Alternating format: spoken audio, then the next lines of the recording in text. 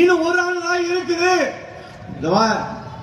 இது சலுகை கிடையாது, உரிமை. இது எனது உரிமை. நான் இந்த நாட்டினுடைய குடிமகன், எனது உரிமை. உனக்கு நான் வரி கட்டுறேன், நீ கேட்கறதெல்லாம் கொடுக்கிறேன், என் உடம்பை கொடுக்கிறேன், என் வியர்வை நான் சிந்துகிறேன், என்னுடைய ஈரக்குலையை பிடித்து நீ வாங்குகிறாய், என் உயிரை எடுக்கிறாய், அனைத்தையும் பெற்றுக்கொண்டு என் உரிமையை கொடுக்கும்போது மட்டும் இந்த மனத்தவன் என்று சொல்லி நீ நடந்து கொள்கிறாயே, இது சரியா? நீ எனக்கு ஒன்னும் பிச்சை போட தேவை கிடையாது, புரியுதா? கூட்டணி இருக்குல்ல, போன முறை நாங்களாம் சேர்ந்தா இவ்வளவு ஜெயிச்ச, இந்த முறை வச்சுக்கோ கச்சேரியா.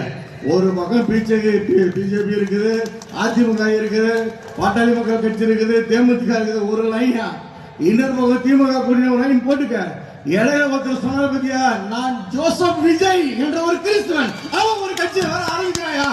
இப்ப வச்சு கச்சேரியா, யாரு உனக்கு ஓட்டு போட